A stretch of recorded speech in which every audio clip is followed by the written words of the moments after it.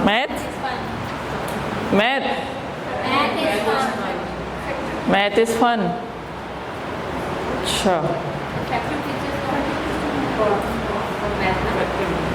Effective teaching of math.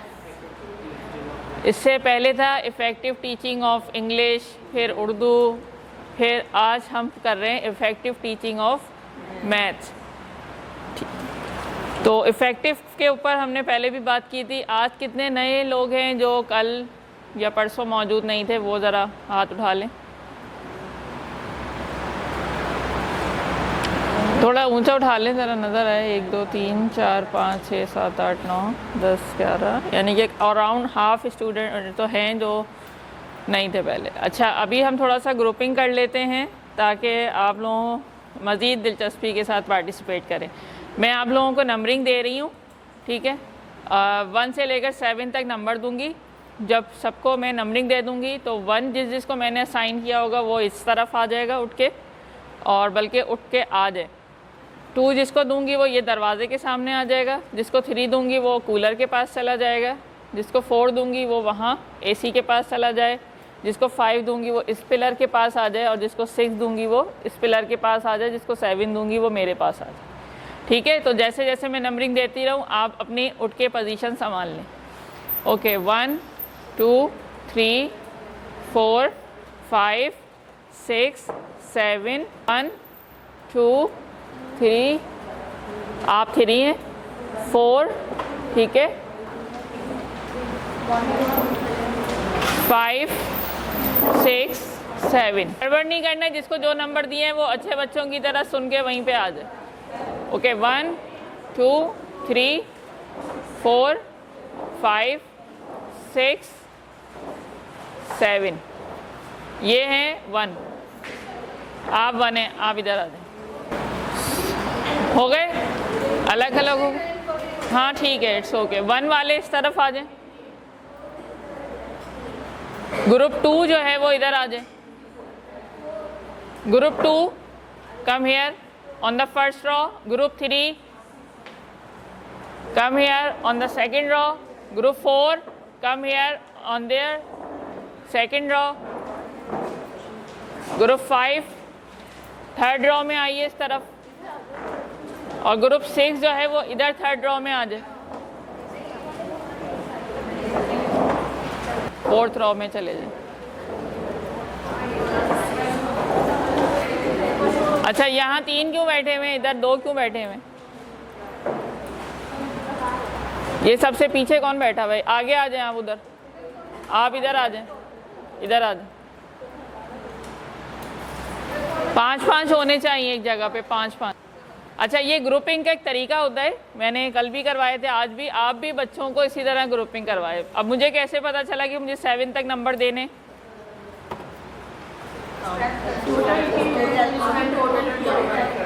Total को किससे divide किया? 7 से और 4 से। मैथ्स के टीचर्स हैं आप लोग। क्वांटिटी से डिपेंड करता है, अगर कितनी क्वांटिटी होगी उससे डिवाइड करना पड़ेगा।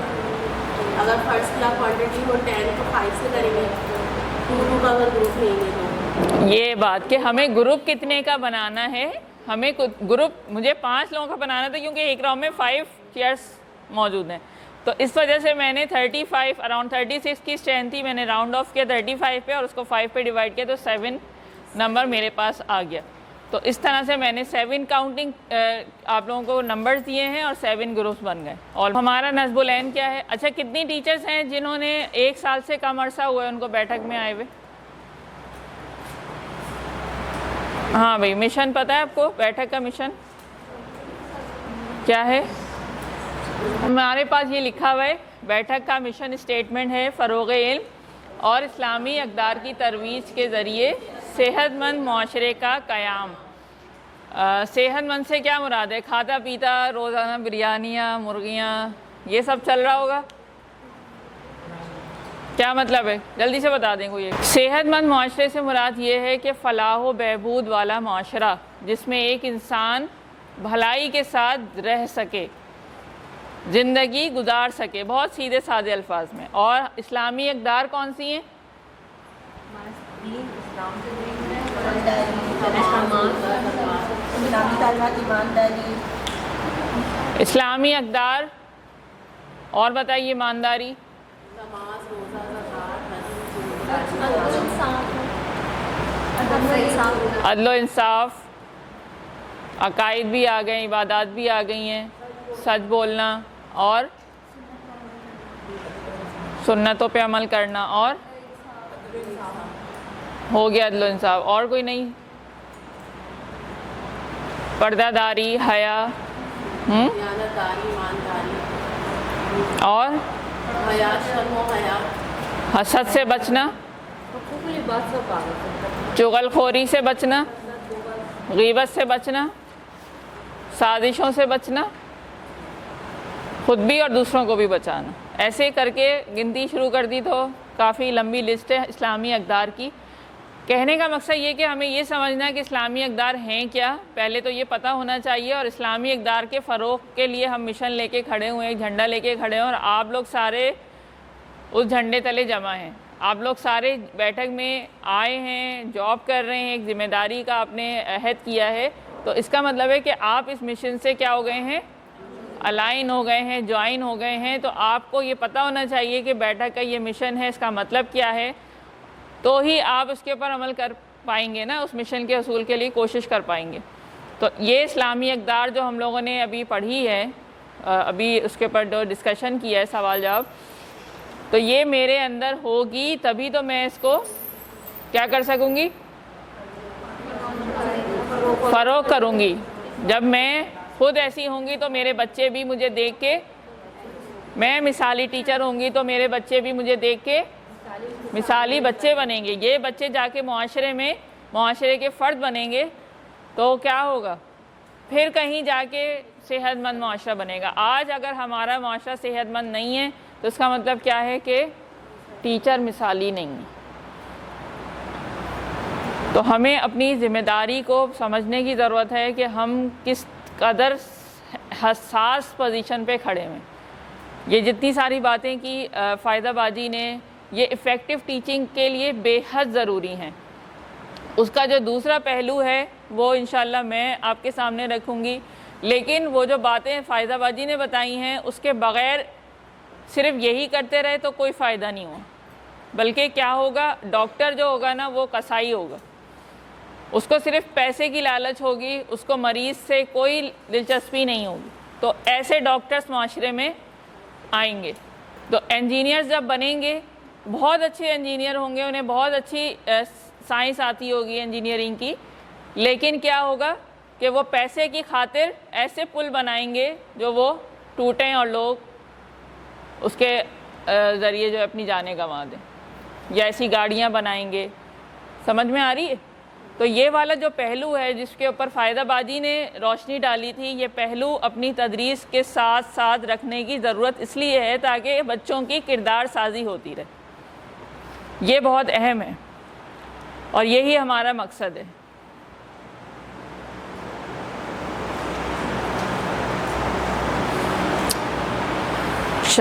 इस मकसद के और मिशन के जब भी कोई इदारा बनता है तो उसके कुछ प्रोसीजर्स होते हैं, कुछ तरीक़ेकार होते हैं। तो उसमें ये होता है, अभी हमने एक प्रोग्राम लॉन्च किया है, क्वालिटी इम्प्रूवमेंट प्रोग्राम, जिसमें हमने एडमिन के लेवल पे चीज़ें शुरू कर दी हैं। तंजीम स्कूल में जो रहनुमाई दी गई है प्रिंसिपल को, असातिज़ा को, कि एडमिन में इस तरह से क्लासेस होनी चाहिए, ये होना चाहिए। उसके बाद हमारी एक टीम ग्राउंड पे उतर रही है और उसको चेक कर रही है, सॉफ्टवेयर में इसकी डेटा एंट्री हो रही है। नेक्स्ट लेवल पे जो नेक्स्ट हमारा मरहला होगा उसमें HR यानी कि टीचर्स की भी क्वालिटी इम्प्रूवमेंट की चेकिंग होगी, उनकी वैल्यूएशन होगी। 2 लेवल्स पे होगी। एक तो ये कि वो पढ़ा कैसे रहे हैं, तदरीसी मुशाहिदा किया जाएगा, उसकी एंट्री सॉफ्टवेयर में जारी होगी। हमारी टीम एक स्कूलों का विज़िट करेगी, एक टीचर का मुशाहिदा करेगी, ठीक है। उसके बाद फिर वो जो सब्जेक्ट वो पढ़ा रही हैं उसको इम्प्लीमेंट कैसे कर रही हैं और फिर उनकी अपनी सब्जेक्ट नॉलेज कितनी है। 5 लेवल का, अगर वो 5 तक प्राइमरी की टीचर है तो 5 लेवल का उसका एक टेस्ट लिया जाएगा, उसके मार्क्स इंक्लूड होंगे। इस वर्कशॉप के आखिर में आपको एक वैल्यूएशन फॉर्म दिया जाएगा, उसके भी मार्क्स इंक्लूड होंगे। आप आज यहाँ मौजूद हैं, उसके भी मार्क्स, एक एग्रीगेट मार्क्स, ये सारे इम्पैक्ट जाएगा आपके सालाना अप्रेजल में। ये आपकी परफॉर्मेंस में चीज़ें काउंट होंगी और उस हिसाब से आपकी तनख्वाह में इजाफा या कमी या जो भी हो रहा होगा या तरक्की हो रही होगी।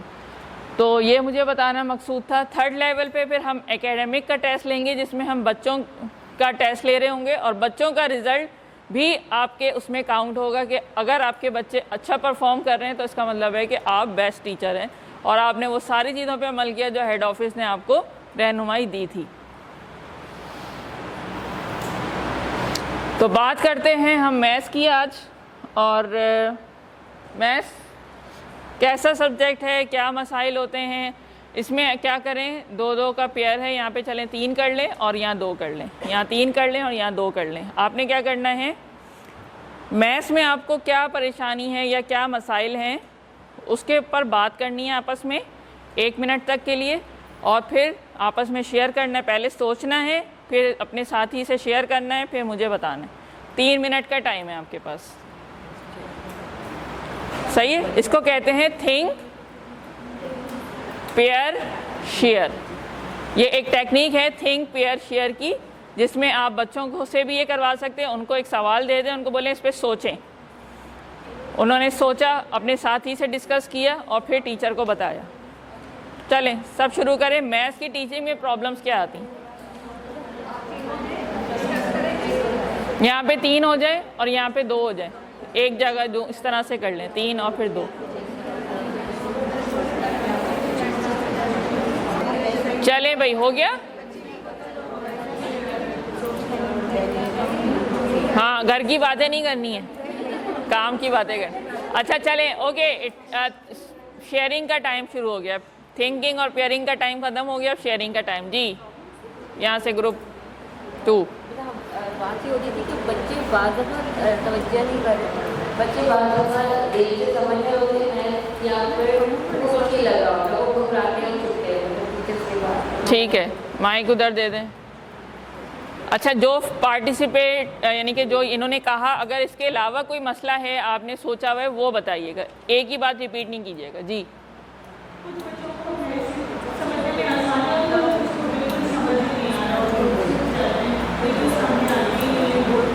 ठीक है।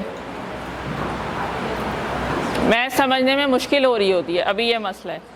अक्सर बच्चे ये हम बच्चों को समझाते हैं स्कूल में से क्लास में समझा दिया, अब वो सब बच्चे समझ रहे हैं, वो उसी मेथड से लगे। अब एक सवाल 2 सवाल एक ही मेथड से हो रहे हैं, हम करवा रहे हैं, 1 घंटे के लिए दे रहे हैं, लेकिन बच्चे घर जाके फिर से कंफ्यूज हो जाते हैं और नहीं करके आते होंगे। बच्चे कंफ्यूज हो जाते हैं, इनको भेज दें माइक। ये होता है मसला कि बच्चों को टेबल नहीं है, क्लासरूम में। ठीक है, पीछे टेबल याद नहीं होते हैं बच्चों को। मैं आपसे ये कहना चाहती हूँ कि अब मोर बच्चों को टेबल जरूर आनी चाहिए। मैंने पूछा है बच्चों को मैथ्स पढ़ाने में क्या मसला है आपको। बच्चों को टेबल याद करवाने में मसला होता है। ठीक है, यहाँ पे बच्चों को टेबल याद करवाना मुश्किल है।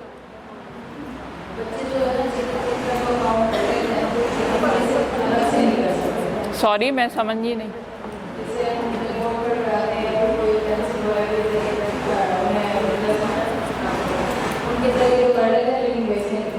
वैसे से कैसे, क्या मुराद? अच्छा, नंबर की पहचान नहीं है। ठीक है, पीछे चला जाए माइक।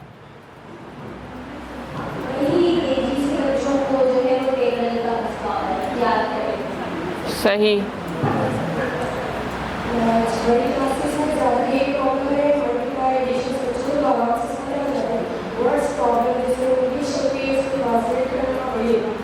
सही, ठीक है। यही वर्ड्स प्रॉब्लम है, तो ये समझ नहीं आ रहा है कि ये सवाल हमें प्लस करना है, माइनस, मल्टीप्लाई या डिवाइड, तो ये समझ नहीं आ रहा है।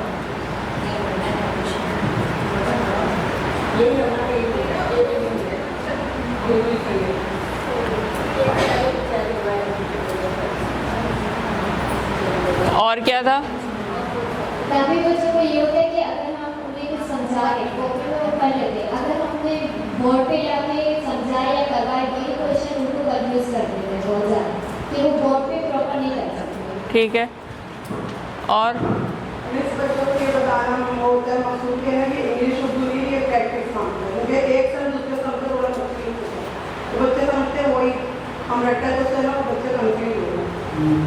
ठीक है, कन्फ्यूज़न। जिसके बच्चों को स्कूल में क्लास में हम पढ़ा देते हैं कि उनको जो होमवर्क देते हैं उनको वो घर से होमवर्क नहीं कर पाता है सर। सही।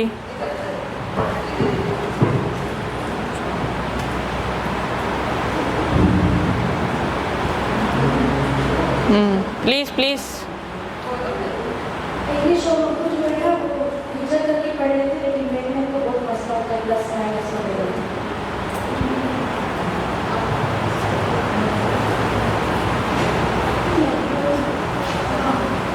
बच्चों को ब्रेक और फाउंडिंग में प्रॉब्लम होती है। सॉरी, दोबारा। बच्चों को ब्रेक और फाउंडिंग में प्रॉब्लम होती है, इसके अलावा साइंस जो है साइंस जैसे प्लस माइनस एडिशन सब्ट्रैक्शन उनकी पहचान करने में जब तक वो ठीक से नहीं कर पाएंगे।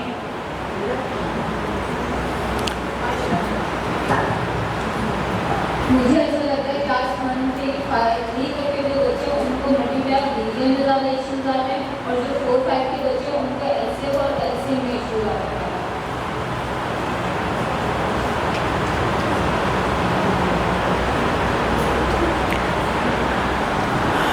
सही है, बहुत शुक्रिया, जज़ाकल्लाह। ये सारे इश्यूज़ मैंने लिख दिए और देखते हैं कि इस वर्कशॉप के इख्तिताम तक आप लोग इसके सलूशंस फाइंड आउट कर लेते हैं या नहीं करते हैं, जिन तरीक़ों से हम आपको गुजारेंगे।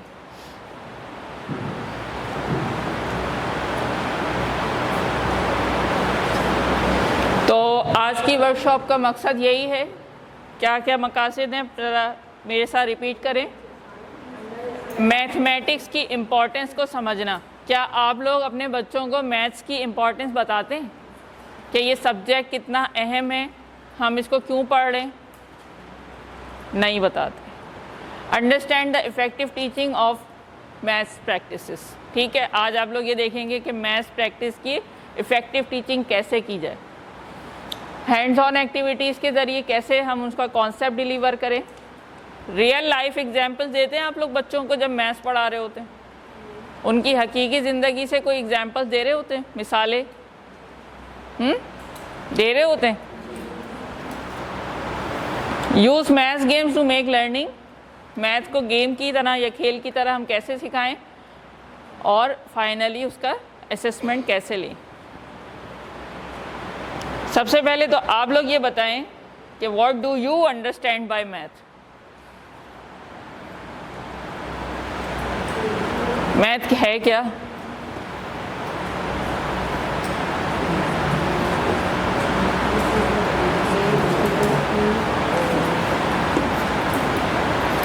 क्वांटिटी और उसको मतलब आसान करके समझना, जैसे उसको जैसे कहते हैं कि हमें डिवीजन का मैथ है, अगर हमें डिवाइड करना तो हम टेबल के जरिए उसको सॉल्व करके उसका हल निकाल लेते हैं। टाइम कम करके जल्दी से उसको सॉल्व कर लेना। आप कौन से स्कूल से? अब्दुल्ला कबूल गोट प्रिंसिपल हैं। क्या नाम है आपका? सादिया। न्यू कितना अर्सा हो गया? 1 मंथ हुआ। ठीक है, और कोई ये बताए कि मैथ्स आप क्या समझते? कुछ भी बता दें, कोई मसला नहीं है। मैंने कहा ना, मैं मारती नहीं हूँ। गलत बोल भी अच्छा, गलत बोलने पे बच्चों को इनकरेज करें, उनको डर खौफ ना हो सवाल करने का और अपने ओपिनियन को, क्योंकि यहाँ लिखा है व्हाट इज़ योर ओपिनियन। जब अपने आप को एक्सप्रेस करेंगे तो ही तो समझ में आएंगी चीज़ें। टीचर्स हैं आप लोग, प्रिंसिपल्स हैं भाई, बोलो, कुछ तो बोलो। ये सब मिल जाएगी पीपीटीज, तस्वीरें लेने की जरूरत नहीं। लाइफ में वो मैथ्स पर डिपेंड करती है, तो अगर हम एक सेकंड्स भी देखें ना तो वो काउंट भी हो रहा है, तो आप जो हम जी रहे ज़िंदगी में जी रहे हैं तो वो टोटली मैथ्स। बिल्कुल सही है। दुनिया जो है वो हिसाब किताब पर ही चल रही है। दुनिया हिसाब किताब पे चल रही है। गुड, चलें देख लेते हैं कि हमारी डेफिनेशन क्या कह रही है। पढ़िए ज़रा सब।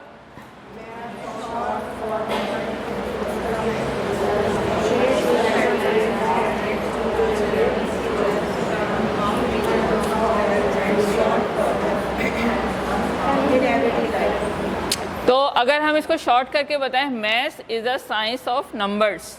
मैथ्स क्या है? नंबर्स की साइंस है। और फिर उसमें जो दूसरे कॉन्सेप्ट लिखे हुए, शेप्स, पैटर्न्स, और फिर उनका आपस में, उन नंबर्स का आपस में आखिर ताल्लुक़ क्या है। बेसिकली मैथ्स हमें ये सिखाती है, बताती है, या उसको डील करने की चीज़ें। जैसे अगर काउंटिंग हो रही है तो काउंटिंग में आप चीज़ें काउंट कर रहे हैं, फिर उनको ऐड सब्ट्रैक्ट कर रहे हैं, मल्टीप्लाई डिवाइड कर रहे हैं। मेजरमेंट आ जाती है, नाप रहे हैं चीज़ों को, तोल रहे हैं, वज़न तोल रहे हैं, लंबाई नाप रहे हैं, शेप्स हैं मुख्तलिफ, फिर पैटर्न है। तो बहरहाल maths is the language of numbers and logic. क्या है maths? Number shapes pattern. Language of numbers and logic we use to understand and describe the world, जिसके ज़रिए दुनिया के जो फिनोमेनास हैं, मुख्तलिफ निज़ाम चल रहे हैं कुदरती, उसको एक्सप्लेन किया जाए कि पीछे लॉजिक क्या है। लॉजिक का मतलब क्या है? मंतक। अच्छा जी, हमारे इर्द गिर्द नेचर में मैथ्स कहाँ कैसे दिखती है आपको? कुदरत में सुबह शाम अपने वक्त पे होती है, 5 वक्त की नमाज, टाइमिंग 1 बाय 1 ठीक है। यहाँ से डेट, 5 वक्त की नमाज पढ़ना, 5 वक्त की नमाज, रोज़े, कैलेंडर हो गया, टाइम हो गया, सूरज का चांद का रेवोल्यूशन हो गया, ज़कात की अमाउंट हो गई। मौसम का आना जाना, टाइम टू टाइम आने, वक्त पर हाँ वो तो हो गया ना, मौसम उसमें आ गए। भी हमारी मैथ्स नेचर की बात कर रही हूँ अभी मैं सिर्फ। नेचर में आपको मैथ्स नज़र आती है पैटर्न्स की सूरत में। नेचर में आपको मैथ्स कैसे नज़र आती है? पैटर्न्स की सूरत में नज़र आती है। जब साइंसदानों ने इस पर रिसर्च की और सोच और विचार किया और गौर व फिक्र किया, तो फिर उन्होंने इन पैटर्न्स के पीछे जो लॉजिक थी उसको ड्राइव किए। तो वहीं से अलजबरा निकला था कि ये पैटर्न आखिर बन कैसे रहे। जैसे वो मक्खी का छत्ता है, अब तितली के 2 पर एग्जैक्टली बिल्कुल एक दूसरे के बराबर एक जैसे होते हैं, इसको कहते हैं सिमेट्री। फूल की पत्तियां देख लें आप, एक डाली पे लगे हुए पत्ते देख लें, उसकी अरेंजमेंट देख लें, उसमें पैटर्न, उसकी क्वांटिटी, हर चीज़ में साइंसदानों ने एक रेशो डिफ़ाइन किया है जिसको वो कहते हैं गोल्डन रेशो। फूल की पत्तियां बनी हुई हों, ठीक है, एक ख़ास रेशो जो यहाँ पे तस्वीर में बताया हुआ है, ये गोल्डन रेशो इन्होंने ड्राइव किया है। ये सीपी बनी हुई है, ये पत्तों की है, ये सूरजमुखी के अंदर का हिस्सा है, ये फूल है। हर चीज़ जो है वो एक ख़ास अरेंजमेंट में अल्लाह ताला ने बनाई हुई है, और इसको रेशो को जब इन्होंने जो है फाइंड आउट किया तो इसका नाम गोल्डन रेशो रखा है। तो नेचर में आपको मिलती हैं रेशोस, पैटर्न, सिमेट्री, ठीक है। जैसे ये नीचे आपको ये नज़र आ रहे हैं, इसको कहते हैं फ्रैक्टल्स, कि एक जड़ थी और आगे जाके वो 2 में डिवाइड हो रही, वो आगे जाके डिवाइड हो रही है, ये